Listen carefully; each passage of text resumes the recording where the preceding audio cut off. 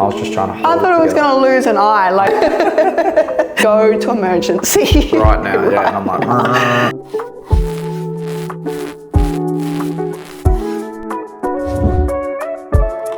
we're here with Hannah Williams. Hello. Hello. Some people might not know, but you and I are partners in life, in business. We're parents. With So we do children. everything together. No, but I thought our story is pretty unique. I think in regards to how our relationship was built and whatnot, how we met, all that sort of stuff. So I thought we could talk about our journey, talk about you a bit, because you sort of do a lot in the background with our business that a lot of people don't realise, not only being a parent and all that sort of stuff, being my partner, managing the house, managing the money, doing all that sort of stuff. Sort of managing the money. Yeah, but I thought we could talk a little bit about our journey. So Yeah. why don't we talk about how we met? You let them know. Jacob was the biggest Tinderella. I don't think I was. You were. Anyone who knows me knows that I'm a salesperson, so I'm about numbers. So I was trying to get heaps of Prospecting leads. the whole time. Yeah. All over Tinder.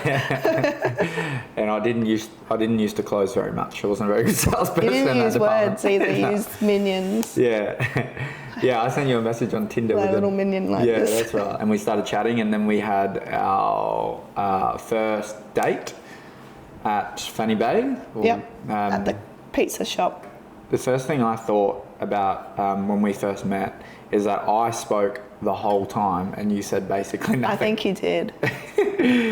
What's the go with that? Why didn't you talk to me, man? Because you took over. You're just talking.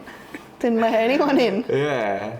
Yeah, but like I feel like I had to talk because you weren't saying much, you know what I mean? I don't really know. I can't remember. All I remember was your watch. You had a nice watch. You had a nice watch on. That, like, and a checkered shirt. so nothing that you felt that I was attractive or anything? No, you just I remember reckon having a you nice were, watch? but Yeah. you were dressed nice. You know, I was just like, because you just had your arms on the thing, and I was just like, sort of just looking at you, your shirt, your watch. Hey, and then and our second day was Litchfield. Yeah, I know. Yeah. Because you had you'd lived in Darwin for like 4 months or 3 months or something. I said, have you gone to Litchfield? And you're like, where's that? I'm like, what the hell? This bloke's never been. I remember. I think it was weird that I got into a car with a random guy and drove out to Litchfield Yeah, for that the is day. a bit full on. Yeah. Isn't that a bit full on? For That is pretty, but it is a bit actually. Now you think about it. like, if you think like Yeah, that is a bit weird actually. Now that you know me, it's not. But no, yeah. but like I that's a wouldn't bit want- like murder scene If going I on, had- white girl murder scene. If I I'll had be a on the daughter, I wouldn't Netflix want them to do docos. that. Yeah, that's pretty true actually. If I had a daughter, I wouldn't want them to do that. No. But I remember that was like the thing for me when we went out to Litchfield, and I already thought you were pretty attractive, and we went out to Litchfield, and you whip your bikini out. And I was like, holy. You're like, want to put some sunscreen on my back? I'm like, absolutely. That's when we were both shredded. I'm like, all right, sweet. Well, It's a bit different now, isn't it? What was it, Florence Falls or whatever that is? No, Beauty Rockall, wasn't it? Wherever it was. And we were swimming around. I was like, oh, too easy. Fast forward a few months and we start dating. It went pretty, once we sort of made the decision, like, yeah. A few months? You mean you like ghosted me Let's not get into that. for a few months? It wasn't that I ghosted you, it's just that I'd been through a fair bit up in regards to relationships up until you, and I realised No, that... you did. Like when someone stops messaging cold turkey, that's ghosted. Yeah, I know. No, seriously, the thing that was with you... But then you did message back saying, let's address this elephant in the room. Yeah. No, it was just that like...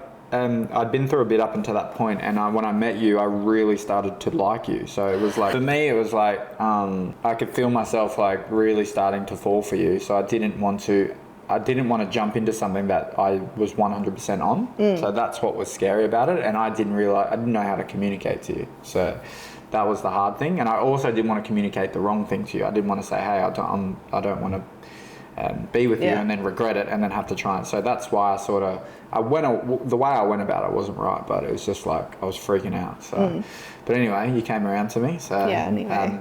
that's the thing I like. That's actually made me like you more. Is that when we stopped talking, the only thing you didn't go out, get drunk and go out with your girls or anything like that. You just got into the gym and ate healthy and just went after it. That's the thing I liked about you. Just, stayed on the same road. Yeah, exactly. So anyway, you had to bring that up. Thanks for that. So just to clarify with everyone. So everyone knew. So yeah, we started talking again, and then it happened pretty quickly. And we were like, okay, let's. I was trying to find somewhere else to live. You were trying to find literally what we rent out now, a 1-bedroom studio, kitchenette, bathroom, and we funny enough, we built 2 of them. Yeah, well, but I was trying. That's what you were trying to find. Yeah, but I was trying to find somewhere to live, and we were sort of at this position where we weren't quite ready to move in, or we didn't think we were. And I was like, we were both like, well, maybe we move in together and just live for a couple of weeks while I try and find something. And then it just kept going, and I just never left. I don't really know how it happened. I needed a housemate. Well, I remember it was going to be temporary. Well, you had old mate that you were living with, and he was a bit loose. So yeah. He was just a loose unit. Probably still is actually, but it was a loose unit. So I moved in, helped pay some of the rent, and then he ended up moving out, and then it all sort of just went from there, right? So how did, the funniest thing is people probably don't realise this, but I didn't want to invest in real estate. I was off real estate totally. Yeah, you didn't like the little house you bought in Queensland. Yeah. I wanted to. I'm like, no, I'm not investing in real estate. I want to invest in, I think it was like shares or something like that. And I remember you saying, this is sort of how we started. This was before we started our first company, which we'll get into. But I remember you saying, let's go to this, what was it? It was a one day. I love real estate. I love real estate. It was this sales thing that they do, and they were like, come here and do this seminar, you pay a couple $100. Oh, no, it was for free. Was it? Yeah. And they sell you all these packages, and I was going in just stubborn. I remember being like, there's no way I'm going to do this. You just thought it was a wasted day. Yeah. And then 20 minutes in, I was like, you signed up, you were like, where do we pay our money? Oh yeah. It was like, getting so you had to pay $5,000 on the day or whatever, and they were just like, and then that's sort of how, I think that's probably the good thing about us when we first started, is that we really, and this is things I say to other people about relationships as well, is we found a common interest where we both liked money. Not money in a way where we like fancy cars. No, just the thought of building wealth. Yeah. Long term, so we're not relying on a salary. We don't want to be slave to a salary. That's ultimately what you got sick of. I did, being a slave to the salary, and you're salary capped as a salesman. That's hard to be. Yeah, and people dictating your future as well. I think when you start your own thing and you start to invest, you build freedom, and you're able to run your own race a little bit. But yeah, I remember us doing that thing. We flew to the Gold Coast or whatever and did that real estate thing. Yeah, that was pretty cool. Yeah, we stayed at the hotel there. I forgot about that. Yeah, and we did a 2-day course. It was like a development sort of course. And that's I think where we got a bit of an entrepreneurial flair there, where I was I was working a job, and I felt like I was starting a bit late, but I just nah, stuff it. This is what we want to do, and that's when we picked a strategy from that real estate course, and we implemented it together, which was our first properties. It was my second and your first, and we built the dual occupancy property side by side overlooking the lake in Zakola. Yeah, because I got the first home buyers grant, and you got the build bonus. That's right, yeah. So you got $20,000 build bonus. Because I already had a house. I got the first home buyers and the build bonus. Yeah, that was pretty crazy, yeah. So that's where we first started there, but that sort of started our, I guess, real estate interest. But we started a couple of companies before that too, eh? Yeah, no, I think you did the cleaning all at the same time. Yeah, I can't remember, but yeah. And then I did my PT course. At the same time as you started your cleaning. That's right, yeah. But the company that we started first, and this is what I say to some people, a lot of people look at Freedom and think that it's built so quickly, which it has, but there was a lot of trial and error at the start.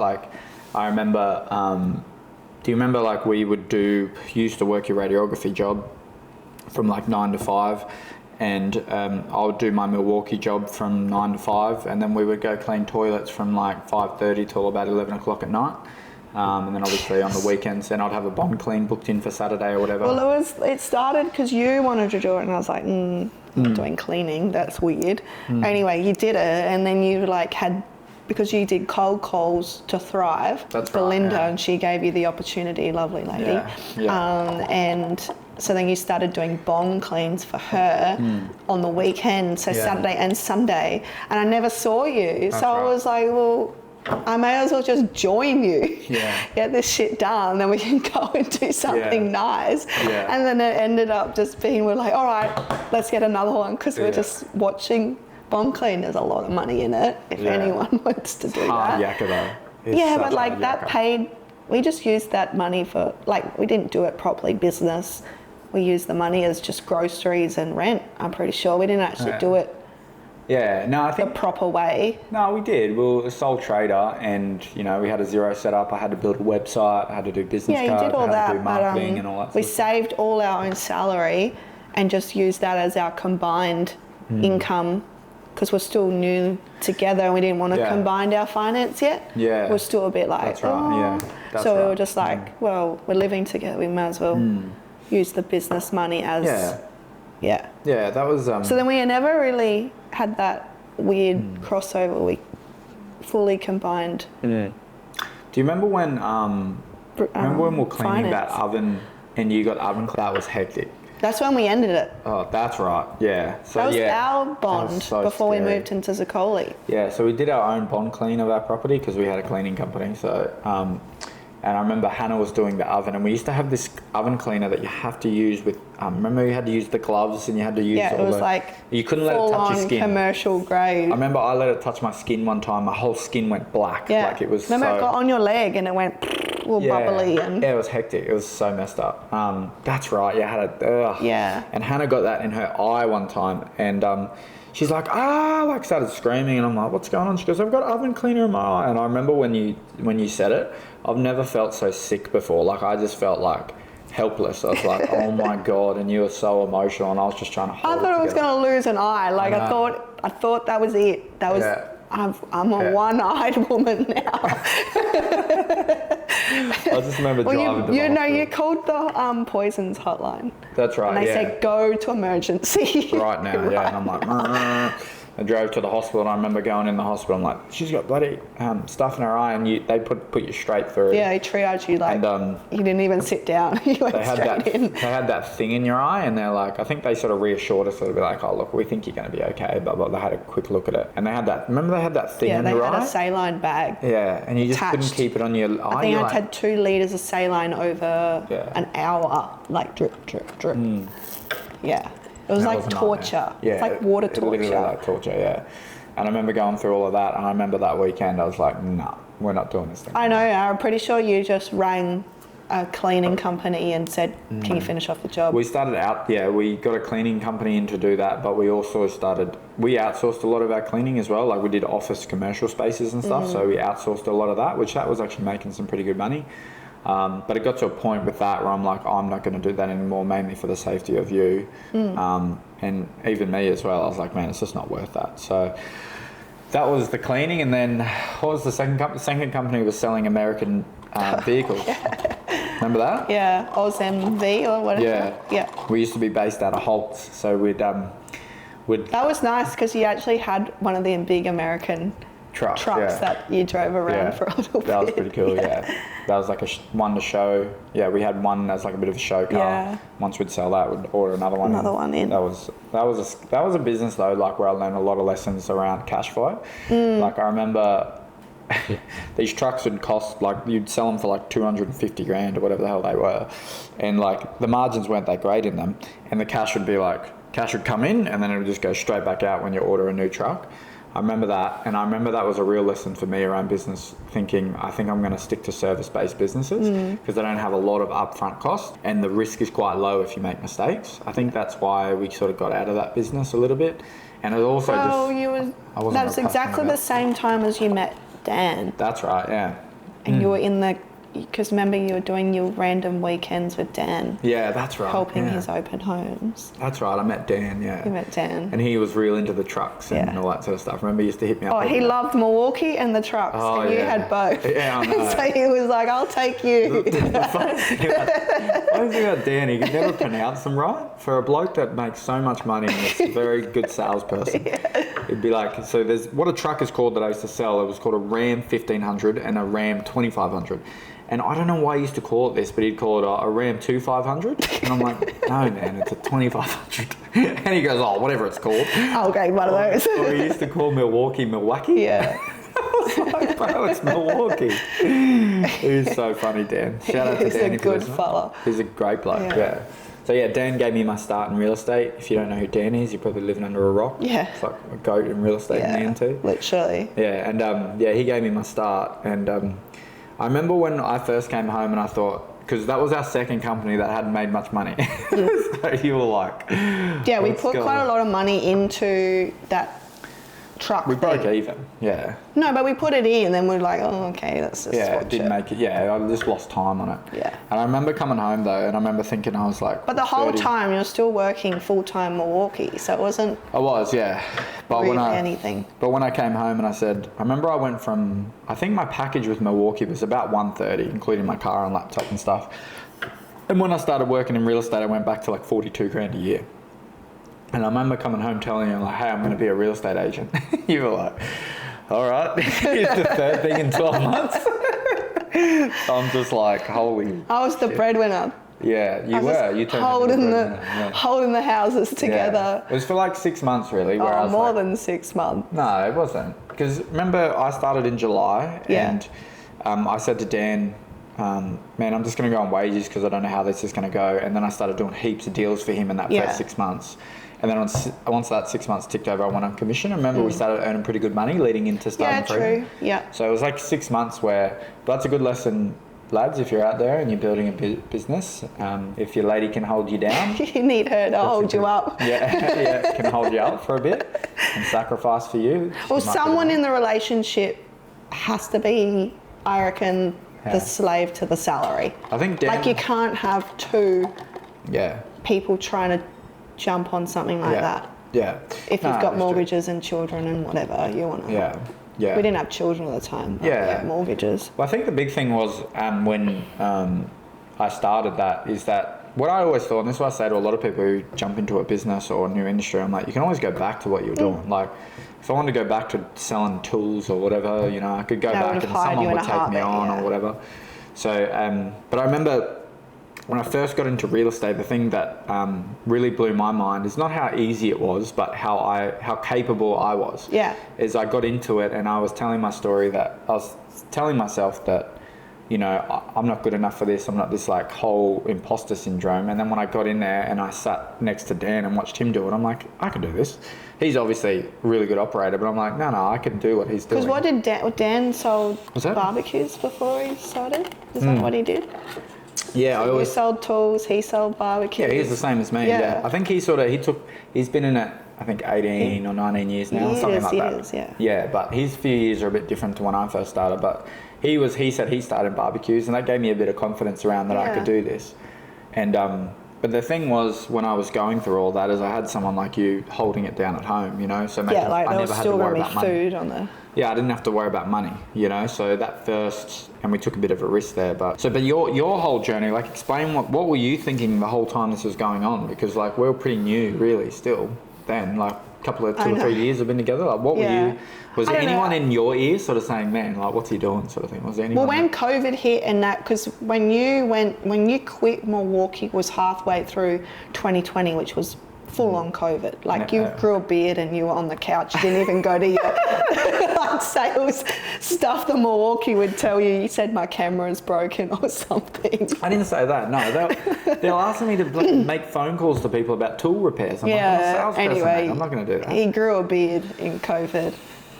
Yeah. And he binge watched. What did you binge watched Ozark that whole COVID period? That's right. Yeah. And then suddenly you wanted to quit Milwaukee, and I reckon my dad was a bit like, that's weird, like don't quit your daytime job. Like it's fine if you want a side hustle, but don't quit your daytime job kind of business. But you were just like, nah, this is the end of it. I'm doing it. And like I was fine because I don't know, because we still as weird as it sounds, like, and I think that's why I'm really glad we both did it this way, is that we both bought a Zocoli house each in our own name, not our first house together, because the whole thought of unpicking it if it didn't go down well. Yeah.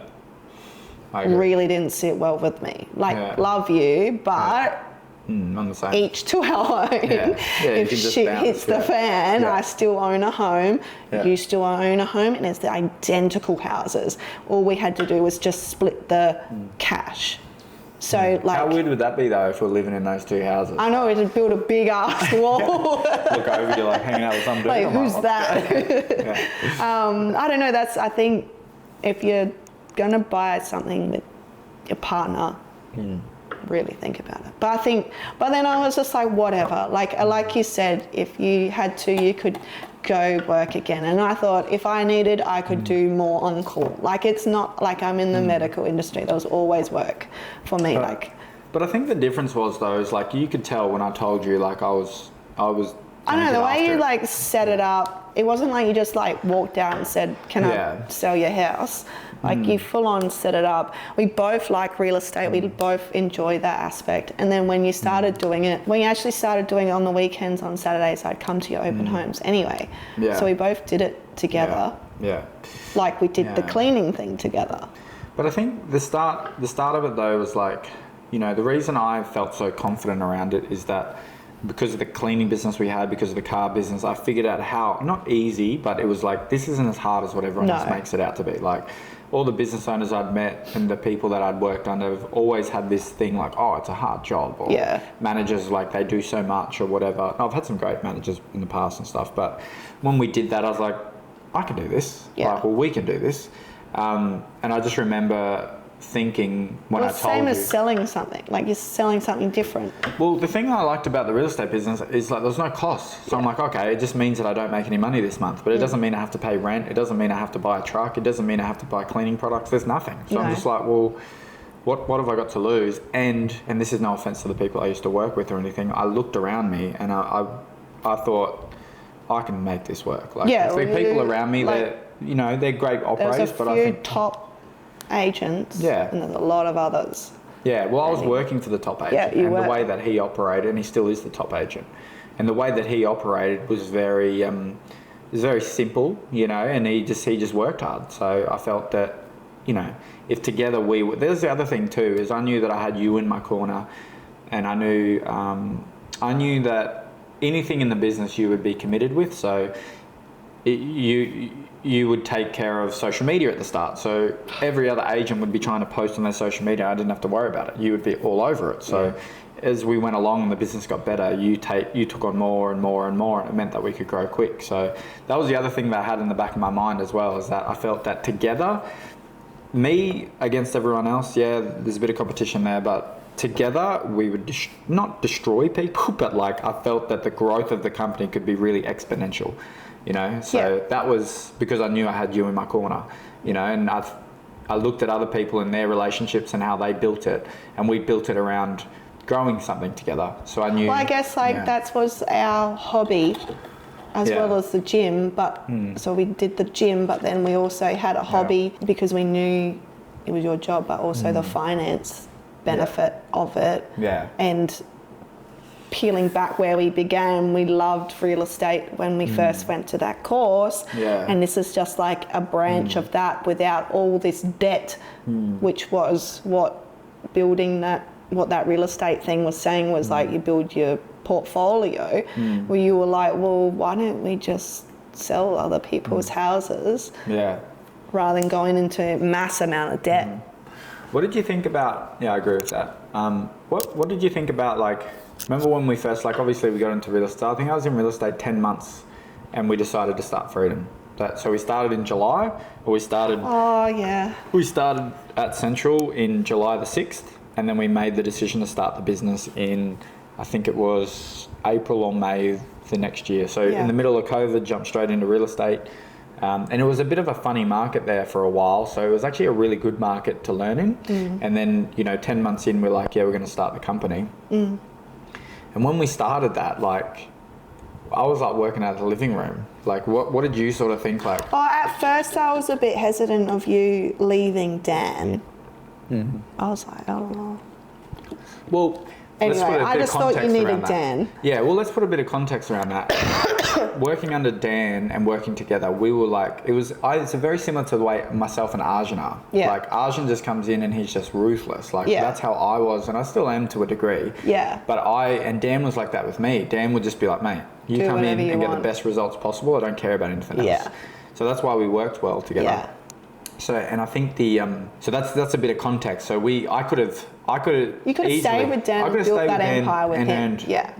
probably more money actually working with Dan, to be honest. But it didn't excite me in the way of running my own thing and creating a different way of doing things in an industry, like really being innovative and a little bit disruptive to a market.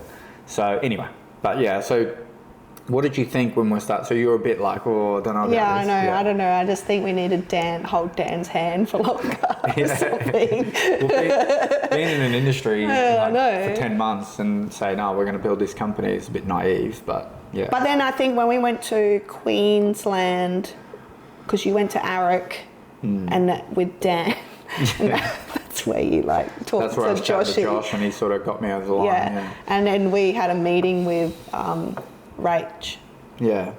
at head office. Rachel Curry, yeah, that's right. And that's where I actually met the Freedom people. Crew. And then when I saw that, I was like, okay, these guys are legit. Yeah. They're not just this backstreet thing. They were tiny then. Like they only had one office. They still their office was nice. Like it wasn't. But they probably only had maybe 20 people working for them at that time. Yeah, it wasn't. It felt big. It was a risk. Like. Yeah. The reason I went with Freedom is like when I spoke to Josh, it excited me. Yeah. You know, like I wanted to start my own thing because I always had my own company. Josh was excited to start something in Canberra.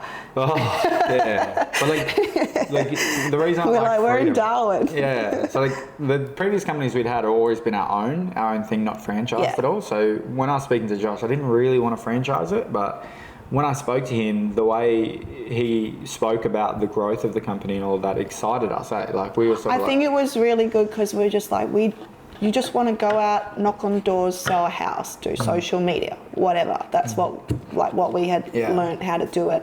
And then the thought of doing our own business where we're just like trust accounts, fucking deposits. Where are we going to put all this? Yeah. And then Freedom's like, we do it all. Yeah. Why would you you don't we do it all and you sell the house? We're like, seems simple enough. Yeah. Why don't we do this? It was not as simple as that. That's how I saw it. There was some bumpy roads there at the start, but for sure. I think the big thing about Freedom is that they were really committed to us. Like they did. Yeah. When I spoke to Josh, the day I spoke to him about getting into real estate, and he gave me a bit of advice. He told me we're going to start Freedom in the Territory. Well, he actually, like you said, he actually thought, if you're watching this, so every time I spoke to Josh, I don't know how he closed me in the end, to be honest, because every time I spoke to him, he's like, yeah, mate, we'll start an office in Canberra. Yeah. Oh, yeah, we'll start an office in Perth, right? Yeah. And I'm like, is he wanting me to start two? Does he know where we live? He goes, where are you? And I was like, darling. He goes, oh, yeah, that's fine. I'm like, no. So, like, every time I spoke to him, he kept getting where we lived wrong, and I was like, man, but I get it now, because I sort of am in the real estate world and how full on it can be, but he goes, when he was saying that to me, I was like, oh, I don't know. Yeah. But the thing I liked about Josh, like what he was like both of it, how he was with both of us, and it's very similar to Dan. He was like, all I care about is you getting great results for clients. That's all I care about. I don't care about any of the other stuff. The main thing is you need to be, really getting results for your community. That's what you want to do. So you were a little bit hesitant at the start, but as we... No, but when we met the team, that's when I was like, okay. So what about, do you remember like when it first started looking like it was the right decision? Do you remember when that sort of happened? So you don't remember because we're like, is this going to work? What do you mean? When we first started, we started with 10 grand in the bank, and if we lost that, we were going to go out of business. Yeah. So when did you sort of think, oh no, this thing will work?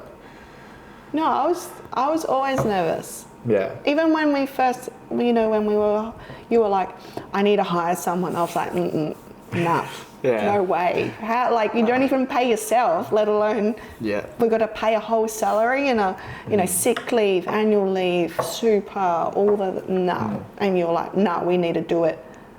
And I think, and I wasn't pregnant at the time. It was before I got pregnant, but you hired someone. Yeah. And we had no office.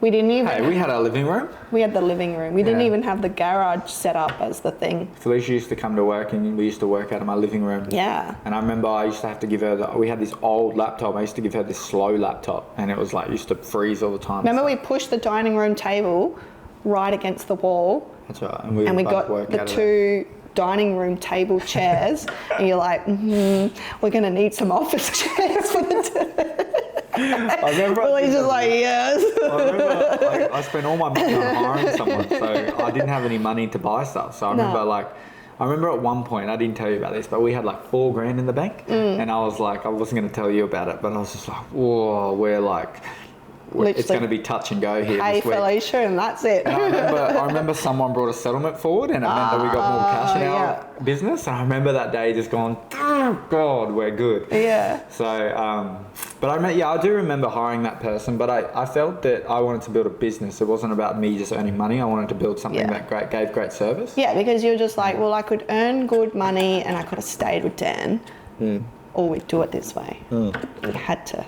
So we hired that first person, which, I was definitely I was a bit reservations around it, but I felt that this is the only way we can grow. I'm overwhelmed right now and I can't do anything. Yeah, no, you just had all these people you couldn't even service. Yeah. So you're like, I can't even move forward because I can't service them. So we have to get someone on to service them. I was still working full-time radiography. Yeah. Like I was like, yeah, seriously. I'm not there. Yeah.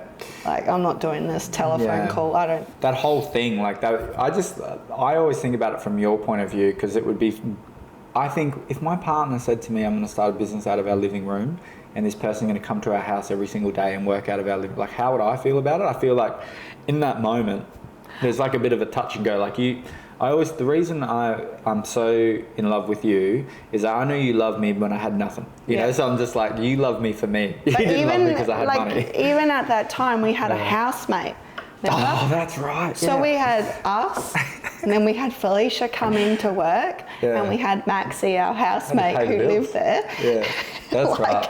And one of my mum and dad reckoned we were like the slumlords, just like renting every nook and cranny out of the house. It's hard because your parents are very like they're very like government wage sort of, work a job wage. So it would have been hard for the people around us. Uni degree, get a job kind of business. Yeah. So for them to understand what we were trying to do, but they were really supportive. That's the thing I really liked about all of our family. Actually, I could tell when I spoke to them about it that it was a bit like, oh, what's going on what's happening here? But they always tried their best not to show that and always show support, which I really appreciated. But so it went from the living room. And this is the point I was sort of getting at before, like when it really started to work.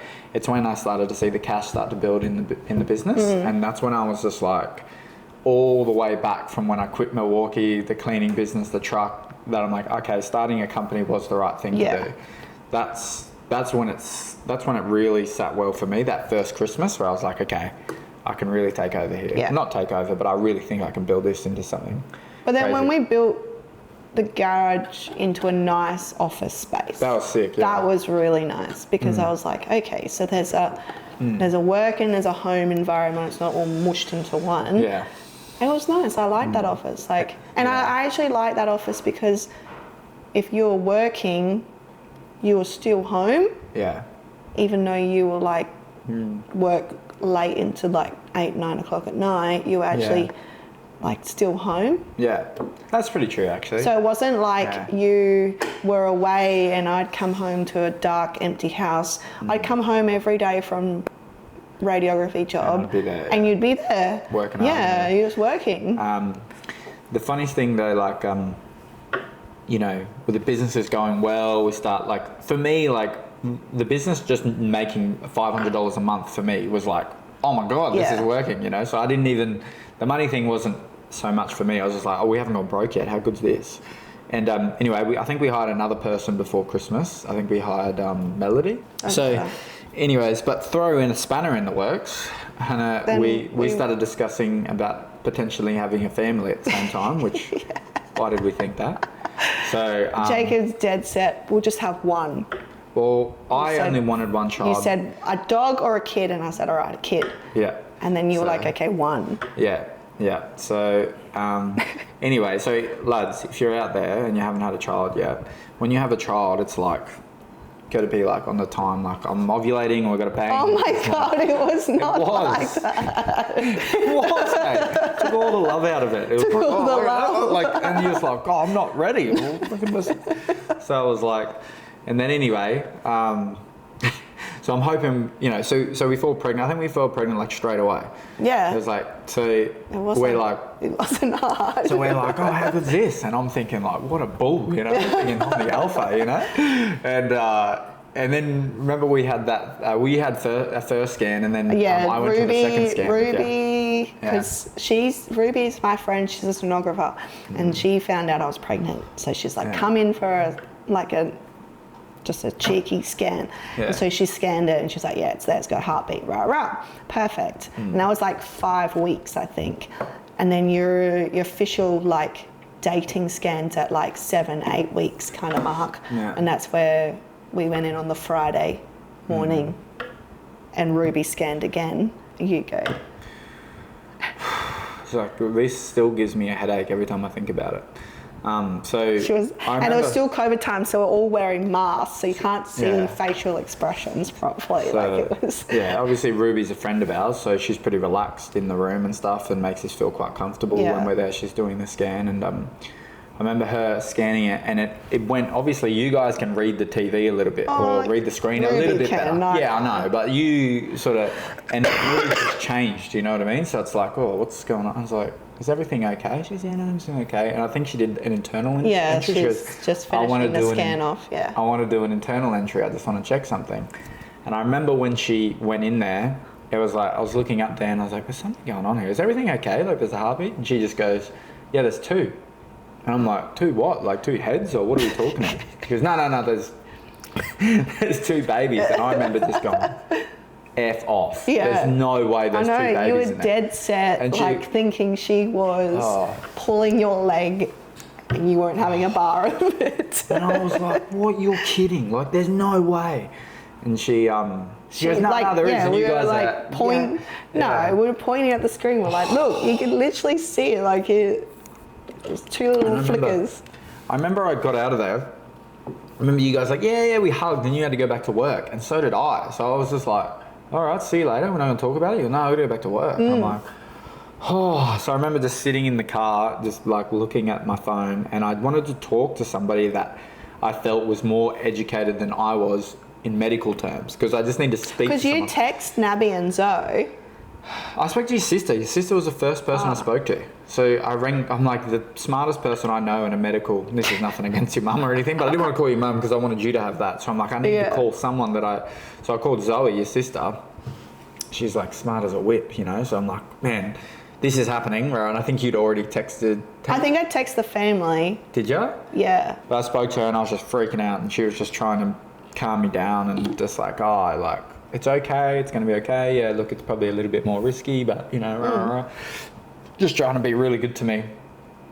And I just remember that afternoon, I just called all of my appointments. I don't think you really cared about the risk. I think you were more like, what am I going to do with 2 babies? Like, it was the money. It was the money. Was it? Yeah. It was the money. I was like, I'm making not much every month trying to build this company. And now I've got 2 babies. Coming. How the hell am I going to do this? Yeah.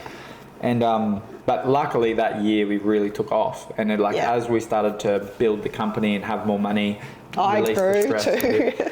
And then we obviously had twins. So that for me, that was the most stressful part of our relationship, was when you first had the babies. That was the part where I was really on the edge when it came to, I wouldn't say stress, but it was just like, man, I don't even know who I am anymore, as you were as well. Yeah. But it was just like, What happened in the birth? No, I'm not going to tell this story. Yeah, tell us the birth, Jacob. All right. So tell everyone about it. So we had a C-section. Yeah. Because I was not doing. So anyway, we had the C-section, and they're wheeling us down or whatever. I'm speaking to the doctor. I'm like, hey, do many people faint? You took midwives. Nah, never happens. And I'm like, oh, okay. Yeah. I was like, how are you going? Like theaters and stuff like that. I was like, oh, I've seen some pretty full-on car crashes when I was in the army. I saw some pretty full on stuff. I was like, yeah, no, I'm okay with blood and all that. But before we went in, your mum said, look, it's not the blood and stuff that might get you, it's the feeling of the operation theatre. It's not like it's actually very clinical. Yeah, it's sterile. very like sterile, like a bit, yeah. And I was like, nah, I'm going to be fine. So what did we make you have a coffee and some breakfast in the morning? Yeah. At like what, 4 in the morning, so to be there at 6. Yeah. And I'm like, nah, I'm going to be You're fine. like, all right, I'll eat the breakfast. Yeah. So anyway, I get in the thing. We get to that little waiting room bit, and we get in there, and it was because the doctors had a meeting, so that's slightly. They had like an apprentice. It was slightly delayed. Or whatever. No, it was when we got in there. Remember that, like, well, not apprentice, like a trainee or whatever was trying to do your spinal tap? And I was like, she was trying to get it. She kept missing it. And you were like, you were like clearly in pain. Yeah, and I started feeling a bit. It like fucking. Yeah, it wasn't that. I just started feeling nervous because I saw you were in pain. And I think that's what happened. I don't really know why I started feeling queasy. And I was like, whoa, I'm not feeling too good, eh? And I looked at the doctor, I'm like leaning up against the thing, and he's like, or the anaesthetist, or he goes, you all right, mate? And I was like, I'm not good, hey? So I'm like sort of white knuckling this thing. They're like, sit down. They sit me down on a swivel chair on wheels. Yeah. The worst chair ever. Like, you couldn't get a worse chair. So they sat me on that, and I'm like, oh. Like, they just hang on to me, lay me down on the ground. Yeah, you they start elevated crying. your legs, put a little cold flannel on your head. On the ground while this procedure's happening. They've got like just about to cut you open. You start crying, and I'm like, that's what made me feel so bad. I was like, oh my God. Yeah, and they were like, it's all right, he's fine. I'm we like, put him outside. At one time, attention's meant to be And then it like ripped my belly apart. Yeah, it was pretty stupid. Yeah, so. And then you heard the babies cry. Yeah, so like, no, but they're like, get him out of here. And I was like, I don't want to go. Like, mate, you're a hazardous. You're a liability. Or whatever. Yeah. So I'm just like, they got me out this little waiting room, and I'm sitting down. I'm like, how long until the babies? They're like, look, we'll tell you when they're about to come out. You can try and go back in there. But I think they were just saying that to try and calm me down. They weren't going to let me back in. No. They're like, so. You know, they told me. They were this close of calling a code, which will send an alert through the whole hospital that someone has crashed in theatre, which is very, like, that's not good. Like, in everyone's mind, they're thinking the patient who's on the table has had an issue. They'll send the crash team down. That's scary. Yeah. Like the medical emergency team at the hospital will come down to revive you. Yeah. All I was thinking is like, if I was your dad. And everyone's in the tea room that whole day like, there was a bloke in our theatre. I just thought the whole time, I just thought of your, like, I thought of you, but also like if I was your dad, like I'd be so disappointed. I'd be like, mates, you got one job to keep my daughter, you know, make sure just everything's okay. Stand there with it. No, we'll just make sure, hold her hand, be supportive, all that, and I'm just like, bush. So anyway, they pulled Eli out first, and I remember hearing her cry, and I remember like getting up off the thing, and they had like my legs elevated, give me water. I was like, I'm like looking through the window underneath, just like waved me. He goes, he's all right, he can come in. And he goes, and I remember he grabbed me and says, if you get on again, you're done. Yeah. And I remember just being like pale as, ready to pass out, but I'm like, if I'm going, I'm going. So I'm like, if I'm going to faint, I'm going to hit the concrete. I don't care. But I'm not missing this. So I remember just holding on to the thing, and you're like over it already, and I'm just trying not to pass out. It wasn't painful, it was just uncomfortable, like squishing your belly. So anyway, the babies come out, and but the main thing I remember about that whole thing is the babies come out, and we obviously had to try and get the colostrum and pump your boobs and all that sort of stuff, which is part of my job actually, lads. You might get that job if you have twins. And it was hectic. I was like milk cow. That's how I ever thought it. Yeah, anyway, you had some big I know, boobs straight on both of them. Yeah, they're like, boom, try and latch them like, yeah, I remember that was hectic. But I just remember being so tired and everything happening with you, and I was obviously trying to make sure that you were okay and you didn't have to do too much, and I was trying to look after the babies and stuff, and trying to still get deals done. Like I remember, you were under contract. You're in the hospital room on your little laptop. I remember as nurses are coming in checking me and the boys and. Yeah, I had a record week. I had put 4 in a contract that week. No, I'd never done that before. So I was like, trying to like, and I'd be like, and I'd be like, changing nappies or whatever, and then I'd be like, and I just remember thinking like, doing coffee runs downstairs, eating bacon rolls. Yeah, I just remember that whole time. It was just like, and your your bed that you slept on. Oh yeah, the bed that like was the worst bed in Australia. But at least I got to stay there during COVID. Yeah, like it was still COVID. It was the public hospital. We got our own room, own bathroom. Yeah. You got a bed. Yeah. I had my bed. Yeah. Our family could still visit. Yeah. Like it was pretty like. Yeah. What more could you ask? And we were only in the hospital for like 4 days, and then we discharged. You were so funny when I said I would be ready to go. So like packed everything up. Man, that was full on. Cleaned the room up so fast. You're like, let's go. Like, get me out of here. Yeah. They were lovely at that. They were actually legends at the hospital. They were so good. Yeah. I just didn't want to be there anymore, you know? So we have the twins obviously, and that was sort of where we sort of not cut you out of the business, but we had to stop your responsibilities because. Yeah, like it was really hard. Full on, yeah. Well, obviously the first few weeks, and then I started trying to get back into it, you know, when the boys were napping and stuff, and I was still trying to do the social media, and then that's when Arjun rocked up to your open homes.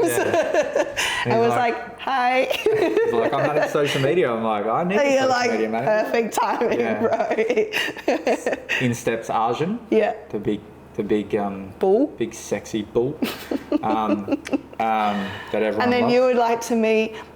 So I've hired a social media guy, and I was so upset. Like I was bored. I remember I was crying. I was like, whatever, I'm not being a part of this stupid thing again. Stupid business, right? Yeah, and I don't want anything to do with it. I'm just like, you can't manage this.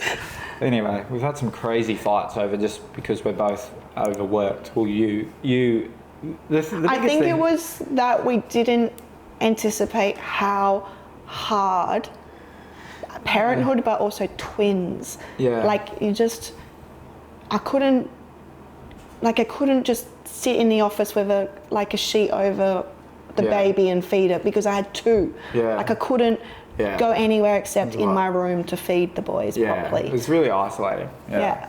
I think the biggest thing too is that like you notice like when people, particularly like being a dad's hard, but being a mum, you go through a lot of physical and mental battles, like because the blokes, they go through sleep deprivation and things like that, but the actual baby isn't inside them and it hasn't changed like the balance. Yeah, you haven't had the whole 9-month lead up, the whole birthing, whatever it is, the normal birth or a C-section, the recovery, the breastfeeding. Like yes, you have to get up and help change the nappies. Yeah. But I guess that's just like being on night shift. Yeah, it's a sleep deprivation thing too, but also the hard thing about when I lost you, you know, so like for me, you were like my rock, you know, so like, you know, I'd come home and it wouldn't matter how shit the day was, I'd come home and you'd be there and you'd probably whip dinner up or something, we'd sit down and have a conversation, watch a telly together. Yeah. We'd sleep. Yeah, we'd watch a movie together, like we'd always watch a movie or something. So, and now I'm like, nah. You're like, I don't care about you anymore, man. I don't care about this movie, I'm going. So that first year that was probably the hardest thing for me, and not trying to make the attention on myself. I was trying to make it about you and the kids and stuff, but it was hard because I just felt like I'd lost a part of me because it was like, I love my kids. It's hard because you don't know that it will change again.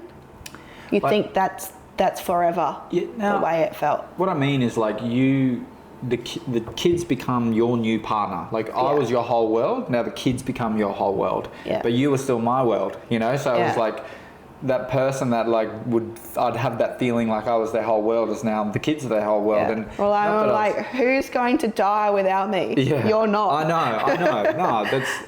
It's totally, that's how it should be. Yeah. But that's what I didn't anticipate. Like I was like, I'm all good with the sleep. It's hard, blah, blah, but then like, I'm like, hey, we can't have dinner or catch up together or connect or because I'm quite like you know how I operate and I have a really small circle. I don't if I'm going to hang out somewhere, I'd rather hang out in the gym by myself or do my work. You know, I'd rather sit up late at night and do my work. That's what I enjoy.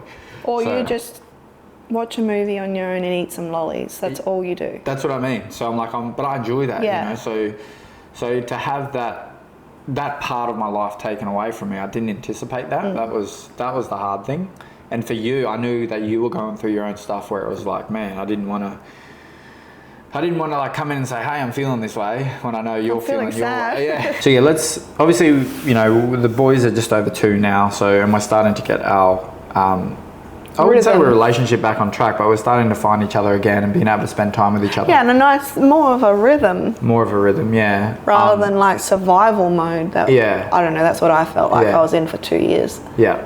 So where, like, I want you to tell me your opinion on where the company's at the moment. Did you think it would ever be there? Like, did you ever think the company would get to the point where it is now? No, like, I could see your vision that you wanted agents in an office with you. And then I think when you wanted to do the office near Fresh Point, I was like, here we go again. Like, how much is this going to cost? Like, what, it's $100,000 or something? No. And I was like, when are we going to see some money kind of business? Then we bought our house in Durack. Yeah. Because we looked at, what's his face? Just to clarify, we had a lot more money at that stage. Yeah. We had a boatload of money.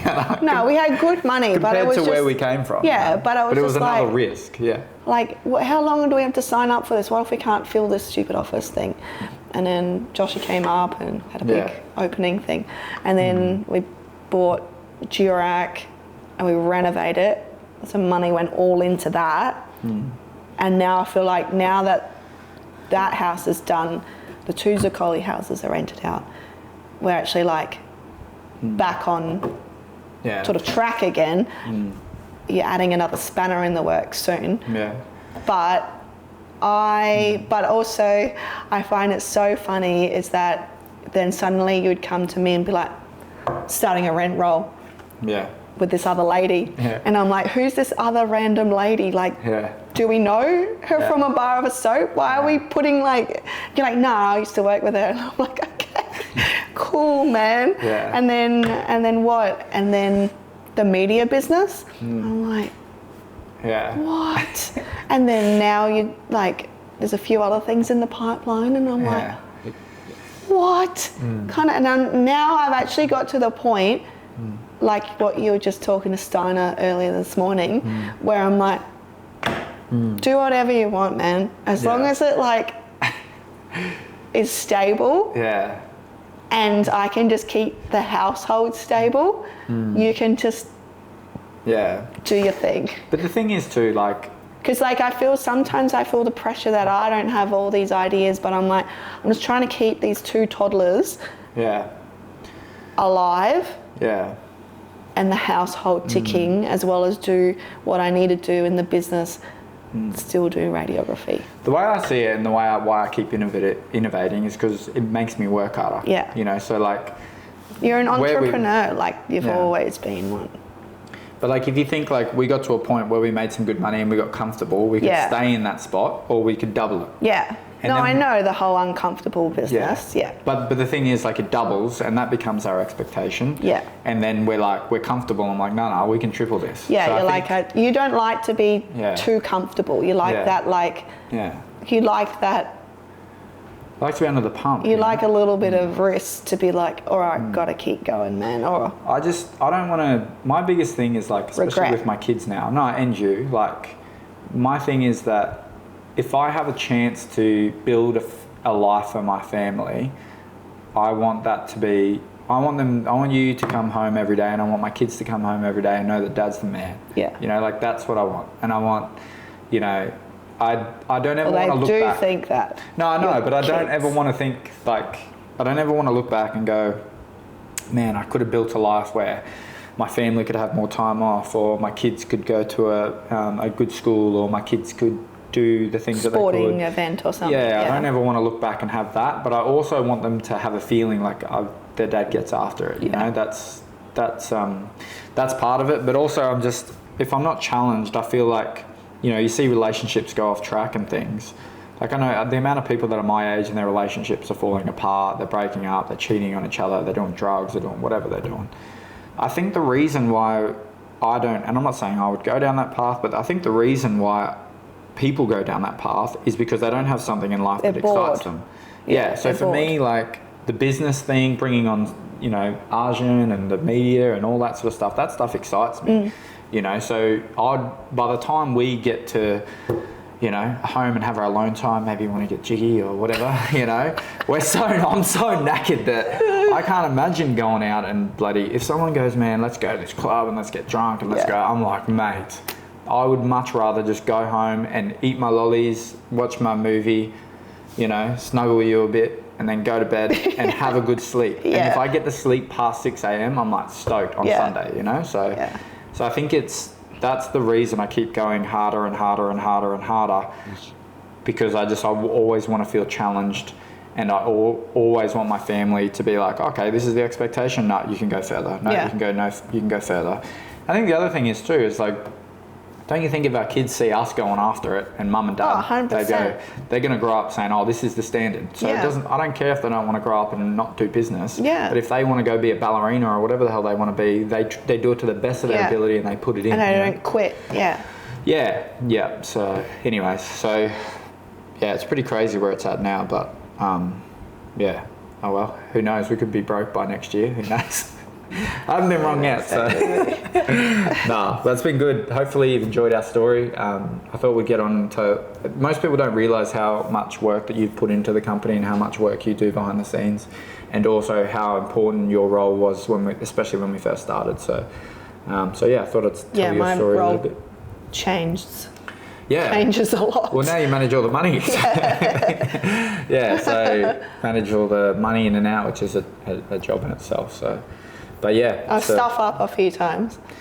But yeah, like we said, like it's hard. I guess the hard thing for us is like every single thing in life we do together. So business we do together, kids we do together, but every single thing. So no, I think, and also like, yes, you go hard, but I still like that every Sunday is the boys' time. Yeah. So like we go to the water park, we go to the markets. They always talk about, I say, what do you want to do on the weekend? They go, markets. I was like, who do you want to go to markets with? You want to go more to markets? No, they say market with daddy. And I'm like, okay, we'll go market with daddy. Yeah, no, you definitely need to have that time. And stuff. Because...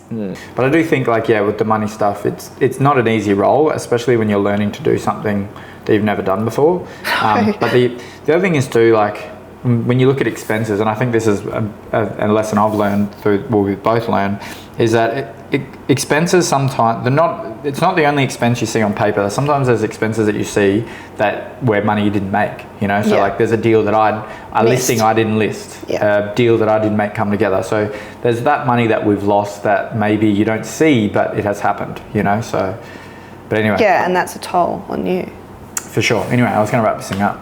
Okay, bye. No, thanks for coming. Thanks for having the chat with us. Because I just wanted to tell people about our journey and stuff, because I think, you know, we'll get Eli and Jaxie on next time. No, I wanted to couples and things like that. Like if couples are thinking about starting something together, it can really, it can be. Well, Ryan and his misso. Oh yeah, he's got his misso involved. Yeah, I reckon I love seeing that online. It's awesome. How nice is that? And their kids are older, so that she can be more like physically involved now. Yeah, and they can do opens together. Yeah, they can grab lunch together while they're doing it. Yeah, so, and it is awesome, and it makes your partner feel part of the journey. I think it also, like, I've never met Ryan, but I think it makes his business, if I didn't know real estate, I would be more inclined to talk to him because I see that he's a family. 100%. He's including his wife. Yeah. They're a team. It's not like him on his own. He's out there. She's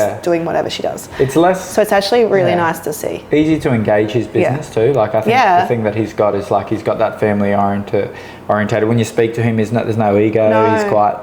So I think I feel like the way they're doing their opens, just literally what I see on social media is what we used to do. Yeah, his business is sort of where ours used to be maybe a year or two ago, where it's like simmering at the moment. It's probably about to take off. So Ryan, if you're watching, impress mate, keep it up. I like seeing her online. Make sure you keep the misso happy, mate. Yeah. All good. Alrighty, let's wrap it up, eh? Yep. Cheers. Yeah. Cool.